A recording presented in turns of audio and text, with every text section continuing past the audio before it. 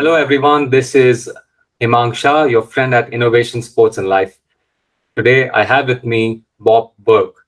Bob is the amazing author of the book, The Go Giver, and he's a champion of the Go Giver way. Today, we are here to learn more about the Go Giver way of life. Bob, thank you so much for joining me today. Thank you, Dr. Hemang. So great to be with you. Yeah, Bob, please call me Hemang. I think let's just dive in. All right. You know, your book has been so much impactful, for my life, for my family's life in particular.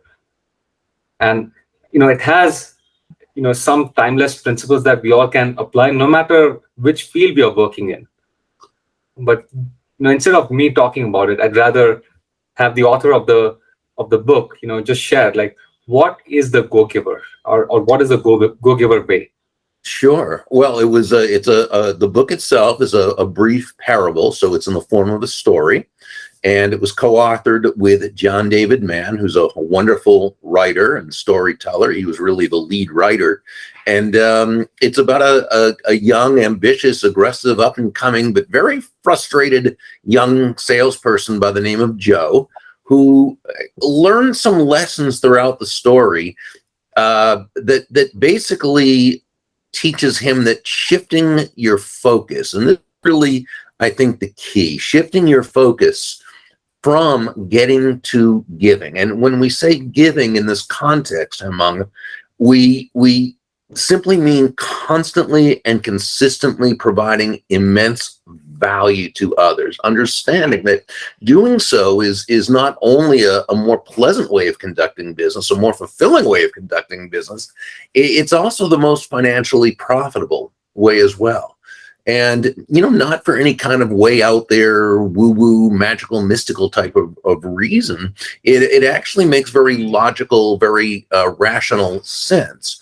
When you're that person who can take your focus off of yourself and instead place it on serving others, discovering what they need, what they want, what they desire, helping to solve and help them with their challenges, helping to move them closer to happiness, if you will, well, people feel good about you. People want to get to know you. They like you. They trust you. They want to be in relationship with you. They want to do business with you. They want to tell others about you. They want to be your personal walking ambassador. So that's really, what the Go Giver way is all about. Now, generally, when people think of giving, at least, in the world out there, giving means monetary. Do you imply just a monetary thought? Is that a transaction of giving something that here's this person, I can help them out with a charity or like a loan? Like, is it monetary or can it be other things? Well, I mean, that can be one part, like anything else can be. But no, that's not what we really mean. Again, when you focus on creating value for others, there's many ways to do this. It's through time, it's through attention, it's through counsel, it's through education, it's through empathy, it's through sharing contacts and ideas. It's there's many ways to do that. So while giving charity is certainly a wonderful thing, that's not really what we're talking about here. We're really talking about creating relationships with people and giving of ourselves in ways, most of which are not even monetary. So if I can dive a bit more into this aspect, it means for me to really add value to someone, I've got to cultivate like a deep relationship.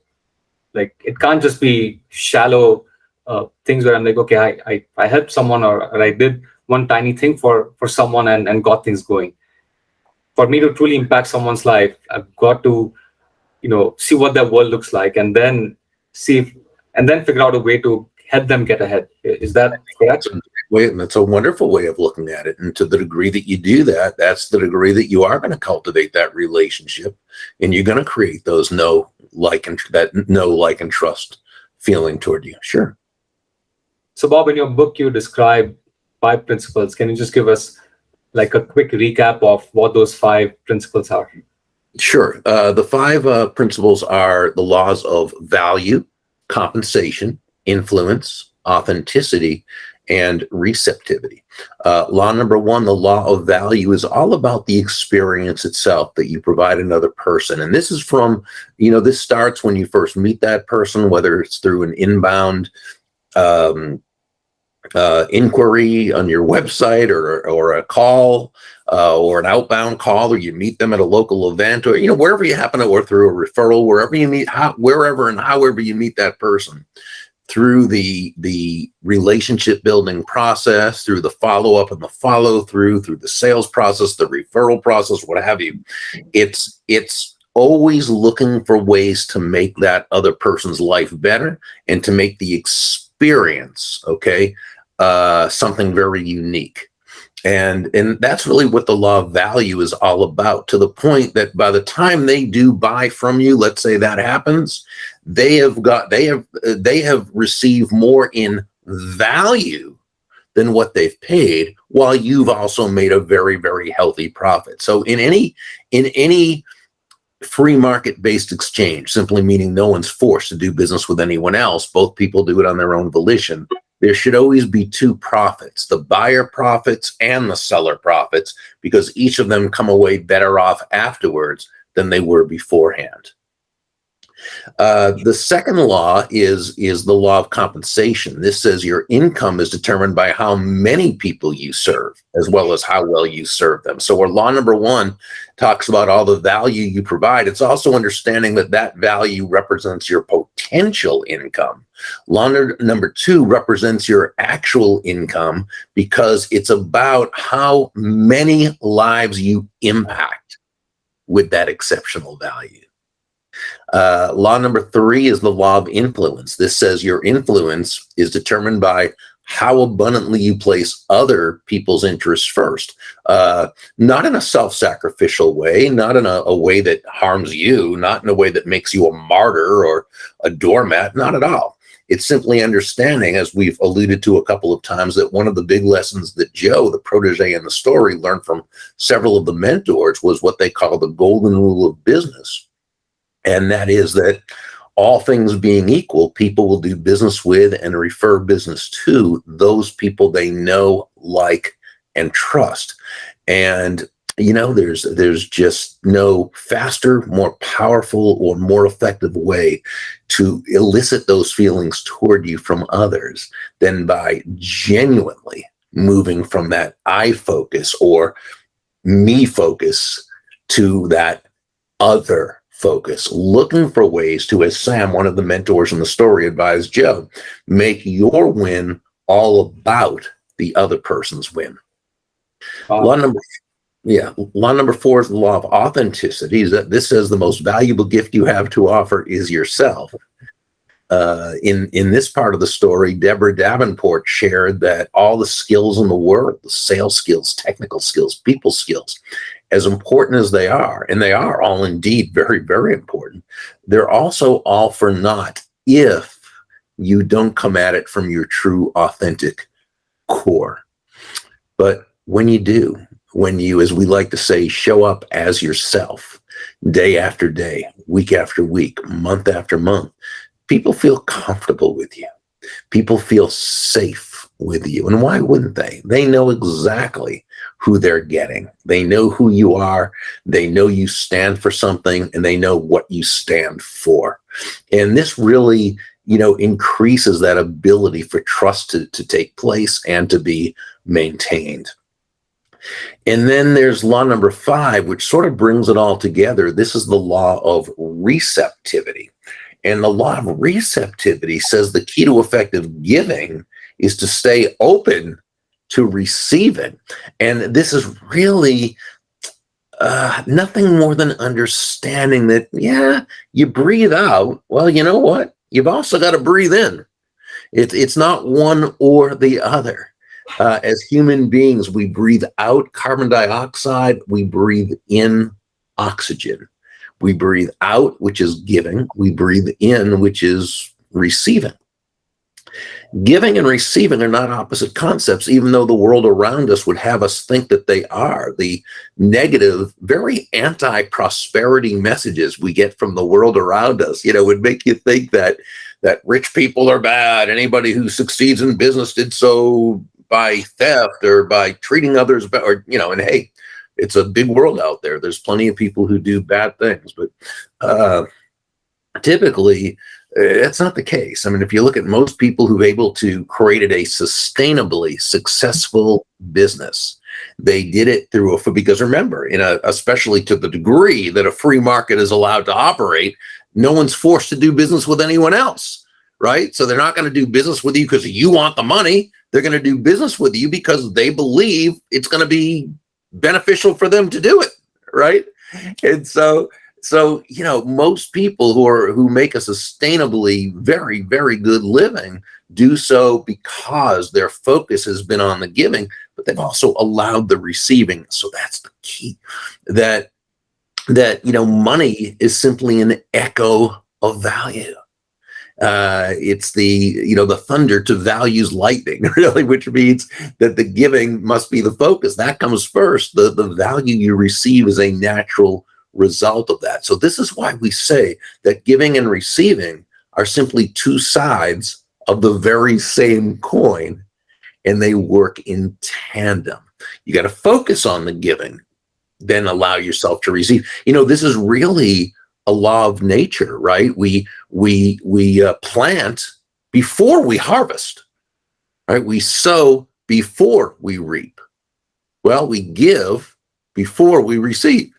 But we do need to allow ourselves to receive. And when we do, it kind of, results in prosperity for all, because the more we give, the more we receive, which allows us to give even more, which allows us to receive even more. And it creates a bigger pie for everyone involved and increased prosperity for the masses.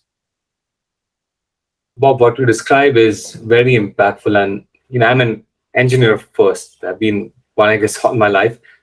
And there's a concept we talk about as the systems mindset.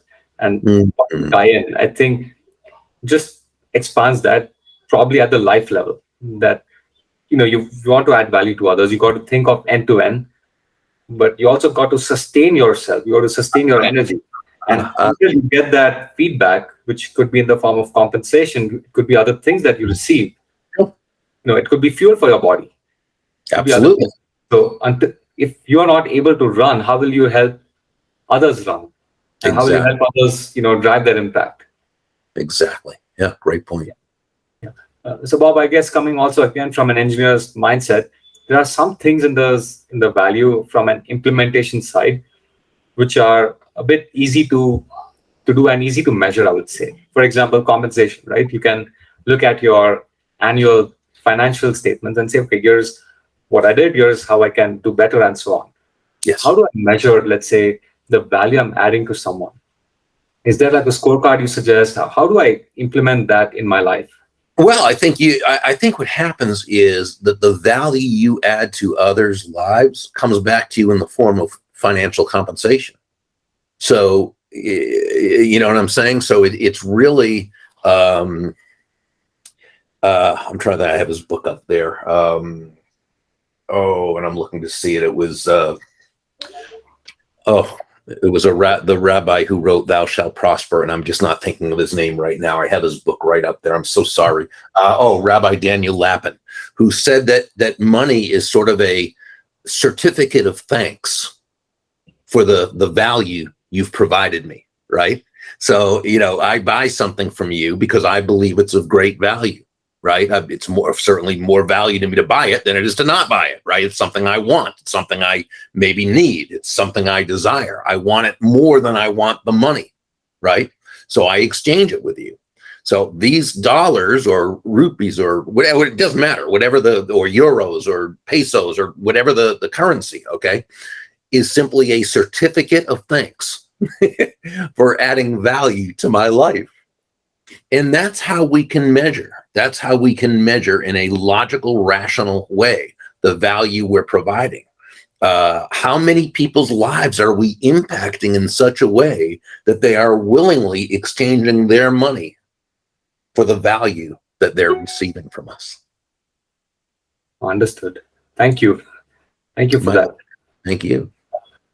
So again, Going a bit further into how our lives have evolved or are evolving with, let's say, the amount of social media influence, both your participants as well as recipients of that, do you think it's easy to maintain authenticity? Because I think that's one of the areas where I think there's a challenge as you practice the go giver way. That, let's say, you start helping other people, and even probably even before social media, right? If someone got really famous, Mhm. and then there would be this limelight, and then they're forced to change themselves. How does one kind of try to stay in that swim lane? That, hey, I'm, not like you're at the center, you're not like rigid, but you allow yourself some degree of flexibility so that you don't lose yourself. I think, as you said, it was this way before social media. Social media has just provided a bigger platform, for people to post for others to see, what they want to see. But I think, like anything else, I think social media just causes you to be more of what you already are. So if you're an authentic human being, if you're a humble human being, if you're, what have you, I think you're going to be that way on social media. Social media doesn't make you do anything you don't want to do. If you're the type of person who wants others to think that you're more than you really are, well, you're going to probably do that on social media. Just like the person who, went out, and the neighbor who went out and got a expensive car so that people could see how wealthy they are, even if they, shouldn't have gotten that car because they couldn't afford anything else, right? Well, now that person just takes a picture of that car and puts it on one of the social media platforms. So it's really the same concept. It's just more so because you've got more places to do that. So I want to segue into combining both social media and this hustle culture, which focuses more on these side gigs. Are you familiar with this world? And if you are, do you see that it's taking people away from the giving mindset to a more of a getting mindset, that I want this, and that's why I need to have all these gigs? No, I don't think it is contrary to being a go-giver, because remember, the whole aspect of this is that in order to in this case, let's say, earn a lot more money, you've got to provide a lot more value to a lot more people. So if someone is taking on another job or not even another job, but they're building a business part-time, they're doing it because they're pursuing happiness their own way. Remember, it's not the money that they're even after, it's what the money can do for them. It's what the money can do, whether it's for their family, whether it's to give more to charity, whether it's to buy a bigger home.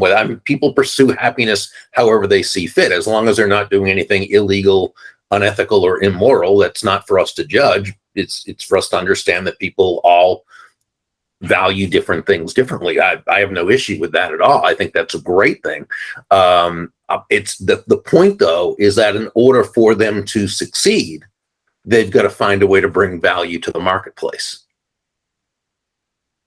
And in navigating all these roads, to our individual successes, sometimes we need help.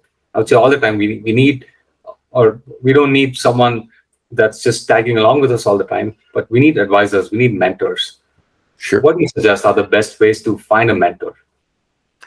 Well, I think the best way to find a mentor, first of all, is to seek out those who have accomplished either specifically what you want to accomplish, or the principle involved. In other words, they may do something totally different from what you do, but they seem to live a life that you admire, right? Whether it's that person has done well financially, as well as seems to be healthy and seems to have a happy family, and in other words, the principles the values that they have are similar, are congruent with your values. And that's always a neat person to be able to learn from. I think the key is to approach a person who you would like to mentor you. Approach them not in a way that says you're entitled to their help, because you're not, right? But to approach them in such a way that you respect the process and that you want to make it as easy for them as you can to be able to help you. And so that's why when approaching someone, I would go in and say, I realize you're very busy, and if you either don't have the time to do this or for any reason would rather not, I'll absolutely understand. I'm wondering if I might ask you one or two very specific questions. Now, let me go through that and just explain why this is such um, a typically more successful way of attaining a yes, as opposed to just saying to somebody, "Hey, will you be my mentor?" Because the chances are, if you're seeking that person out to be your mentor, many other people are seeking them out as well, and they don't have the time to be able to help everybody, mentor everybody. Plus, to just ask, "Will you be my mentor?" It's sort of like asking for the marriage before asking for a first date, because a mentor protege relationship is just that. It's a relationship. It builds over time. It's not something that you just, have. I mean, every so often it happens, but very rarely. I wouldn't approach it that way. When you say to this person that, you understand if they're too busy or for whatever reason would rather not, that's what I call giving them the out or the back door. You're rather than painting them into a corner, you're letting them know that you understand. This is maybe not something that they wanted. Here's the thing: the bigger the out or back door you give someone to take, typically the less they'll feel the need to take it, because they realize just from your doing that and saying that you're going to have more respect for their time than someone else who just asks and feels entitled, to their help. But what you also did, which is very powerful, is rather than just saying, can I, in the States, there's a saying, can I pick your brain, right? Which is just, or can I just ask you a bunch of questions, or, you're saying, can I ask you one or two very specific questions? And now this says to that person, okay, this young man or young woman, they know what they want to ask. They're not going to waste my time with a bunch of senseless, foolish questions. They're not going to just want to pick my brain. They know what it is that, right? And so there's a lot more respect they're going to have in that regard. Now, before you meet with them, of course, you want to make sure you've researched them well enough that you don't ask them anything that you could have found out through, your research. And you want to make sure that you don't take up too much of their time, that you totally respect the process. You let them know how appreciative you are and how you look forward to applying their wisdom. And if it would be all right with you, I'll follow up in a few weeks and kind of let you know how things are going. They're going to say, "Yeah, of course, please let me know." Now, that very day, I would write a handwritten, personalized thank you note, and not a text or an email, but a handwritten note, just a short one, thanking them. It was so wonderful of you to take your time. Your wisdom is priceless. I look forward to applying it right away. And as we discussed, I'll keep in touch and let you know how things are going. Best regards, sign your name, put it in an envelope, regular stamp, send it. And that's going to be a big. Now, another great thing you can do is find out their favorite charity or cause, which you can find out online or asking their assistant or whatever. And what you want to do is make it doesn't have to be big, but a small donation to their favorite charity. Okay. If they're on the board of directors of a local animal rescue, or they just, that they're an animal enthusiast, advocate, then make a donation in their name. Again, it doesn't have to be big, but make a donation in their name. It will get back to them. They'll be notified a donation was made in their name from so-and-so. They'll appreciate that. They'll know that you, again, care about adding value to their lives, even in a small way right now. And then, again, you'll follow up with them in a few weeks, and maybe it will turn into an ongoing mentor-protege relationship. Maybe not. Maybe it'll be one or two conversations, and then you'll meet someone else, and who knows? What you want to do is go about it the right way, but without attachment to the results. And Bob, if I am working with a mentor over a period of time, I love the idea of making a donation, to their favorite cause or charity. But over time, how do I add value to the mentor? Because that's the go-giver way, right? That If Sure. that person is helping me get ahead, I also Mhm. want to add some value to them. How do I go about that? Yeah, and remember, even that personal note you sent and that small donation adds value in some way. Thanking them adds value in some way.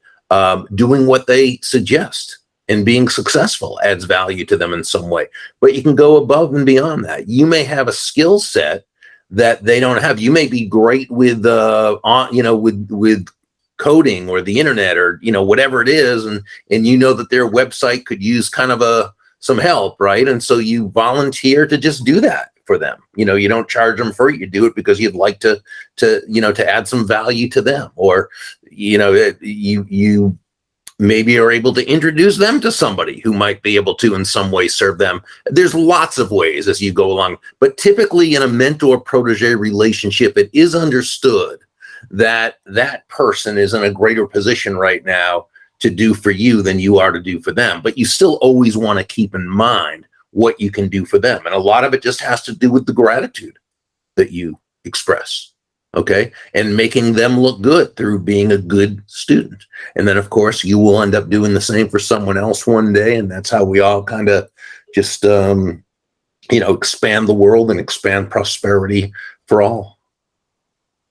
Bob, that's such a wonderful note. I know we could keep on continuing this discussion. I've truly learned a lot from you today. Thank you. But just that words at the very end, right, which is making the world a better place. We're all participants, and I think the Go Giver is, as I said, a timeless book, but also a book where these values are practically implementable by everyone. So thank you so much for hitting upon that spark of brilliance and then making it digestible in an easy way for all of us. Thank you so much. I appreciate that so much. Yeah.